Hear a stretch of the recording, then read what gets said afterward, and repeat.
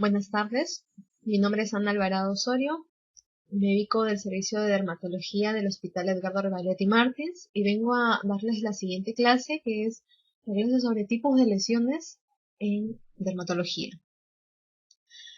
Bien, tenemos a las lesiones elementales, las cuales pueden ser clasificadas en primarias, aquellas que aparecen sobre piel sana, y las secundarias, aquellas que se producen por una agresión externa sobre la piel o que pueden ser consecuencia de la evolución de las lesiones primarias. Erupción característicamente se define como el conjunto de lesiones elementales, las cuales pueden ser monomorfas, es decir, que las lesiones son iguales, o polimorfas cuando se presentan múltiples tipos de lesiones, que es, por ejemplo, lo que hay en la varicela. En cuanto a las lesiones elementales primarias, tenemos en primer lugar a la mácula y mancha. La mácula se refiere al cambio de color que hay en la piel, es una lesión no palpable y la mácula característicamente mide menos de 1 centímetro. Esta puede ser eritematosa, que desaparece a la vitropresión y es resultado de la dilatación vascular. Puede ser purpúrica, que esta no va a desaparecer a la vitropresión porque se debe a una extravasación de sangre. Puede ser hiperpigmentada, que se refiere a que hay un aumento de melanina o los depósitos de pigmentos exógenos, o puede ser una lesión hipopigmentada, en donde hay ausencia o disminución de pigmento melánico.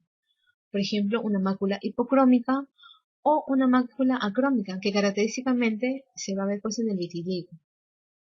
La mancha se encuentra bajo la misma definición y lo que difiere de la mácula es sobre todo el tamaño, que es mayor de 1 centímetro. Por ejemplo, tenemos aquí un paciente con vitiligo acral, donde se presentan pues las lesiones tipo máculas acrómicas. La pápula o placa. La pápula es una elevación sólida circunscrita que sí va a ser palpable a diferencia de la mancha, que va a resolver sin dejar cicatriz y que se debe básicamente a un incremento en el componente o celular o estromal de la epidermis y odermis. ¿Dónde vemos, por ejemplo, la pápula? En el líquen plano. La placa, en cambio, tiene una mayor extensión y esta va a superar el centímetro. Y puede aparecer así como tal, como una placa grande, o puede ser debido a la confluencia de varias pápulas. Y esta se ve sobre todo en la psoriasis, donde se presentan placas eritemato-descamativas.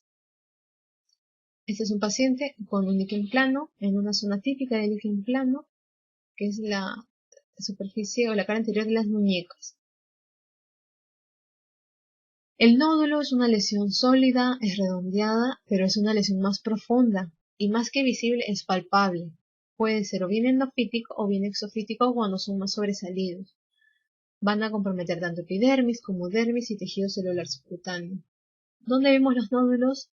Una patología frecuente es el eritema nodoso, un tipo de paniculitis.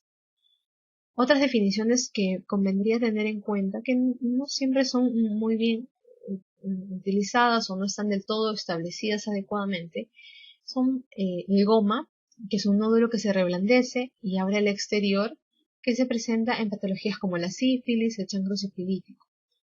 El tubérculo, que es un nódulo elevado, que es infiltrado y que cuando resuelve sí deja cicatriz. Y el tumor, que ya es un nódulo mucho más grande, porque inclusive levanta o distorsiona las estructuras que están a su alrededor. Y esto es un eritema nodoso, en donde pues vemos varios nódulos eritematosos en cara anterior de ambas piernas, o mejor dicho, en regiones pretibiales. Un abón es una lesión redondeada de bordes bien definidos, que puede ser de cualquier tamaño y que es rosado en el centro, inclusive es un poco más claro. Y la característica fundamental, la que probablemente nos van a preguntar siempre, es su evanescencia. Es decir, que estos abones no van a superar las 24 horas de duración de las lesiones. Y se deben a un edema en la dermis superior. ¿Y dónde vemos estos abones? Característicamente pues en la urticaria, que es lo que se presenta esta paciente de acá, con múltiples abones, que algunos probablemente están apareciendo y algunos ya están desapareciendo. En cuanto a lesiones con contenido líquido, tenemos a la vesícula, la ampolla o la flectemia. Todos tienen pues contenido líquido, son elevadas por lo tanto, y el tamaño de la vesícula se describe que es menor de un centímetro. De la ampolla se describe que es más de 1 centímetro. Y en el caso de la flectena hay un poco de discusión en cuanto a cuál es el tamaño de una flectena. Algunos lo definen simplemente como la presencia de una ampolla grande, o algunos hablan de un tamaño mayor a 5 centímetros. Esta lesión característicamente se ve en el grupo de pénfigos o pemfigoides, que es lo que vemos acá, un paciente con un pemfigoide con presencia de ampollas tensas. La pústula es una vesícula pero que va a tener un contenido purulento. De igual forma puede aparecer como tal, como una pústula, o puede ser la evolución de una ampolla o una vesícula. Y la pústula puede ser folicular, como se ven en la foliculitis, o puede ser epidérmica. Puede ser aséptica o no, no necesariamente una pústula nos habla de infección. Patologías, por ejemplo la psoriasis pustular o la pustulosis exantemática generalizada aguda.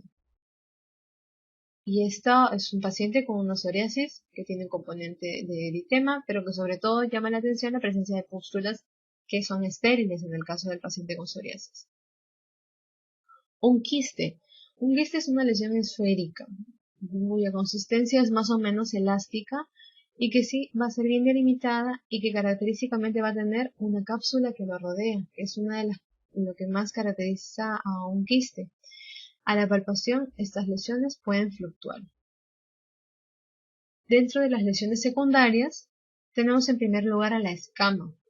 Las escamas son láminas de queratina de la parte superficial de la capa córnea y que pueden deberse o bien a un exceso en la producción de estas o bien a una dificultad en que se desprendan. Tenemos tipos, por ejemplo la pityriaciforme o furfurácea, que característicamente son escamas pequeñas, son muy finas y se van a desprender con facilidad. Estas son las que vemos en patologías como la caspa o en las patologías como la pityriasis rosada. Otro tipo de escamas vendrían a ser las escamas seborreicas o serias, porque son untosas al tacto, y típicamente vamos a verlas en la dermatitis seborreica.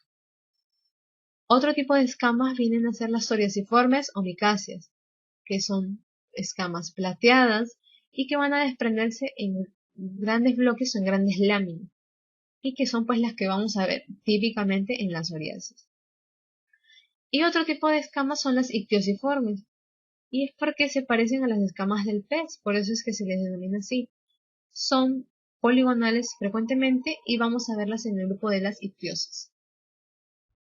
Por ejemplo, estas que son las escamas de un paciente con psoriasis y esta que es una escama seria que se va a presentar en un paciente con dermatitis seborreica.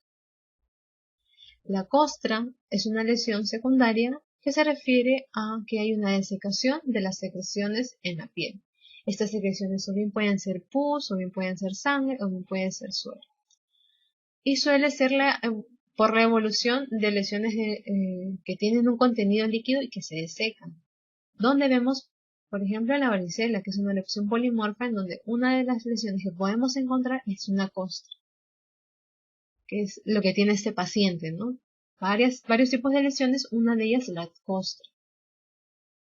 La erosión es una pérdida de sustancia superficial, es decir, que solo compromete epidermis, y dado que no sobrepasa la membrana basal, pues no va a dejar cicatriz.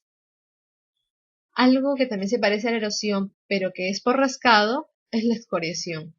¿Y dónde vemos este tipo de lesiones? Por ejemplo, en la escabiosis, en las dermatitis atópicas.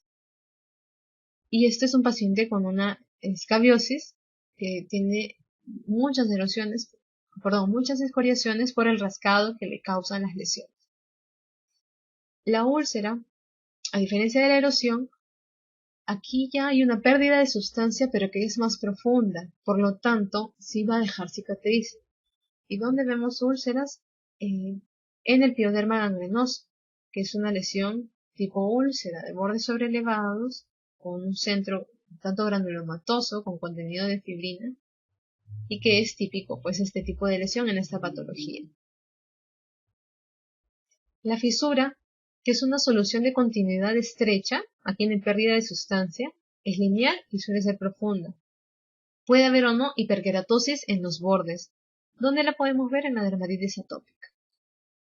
La atrofia, que se refiere a un adelgazamiento de la piel con pérdida de nexos y pliegues cutáneos, se observa una depresión, sobre todo en la piel, y donde la podemos ver en patologías como el acné, cuando ya deja secuelas.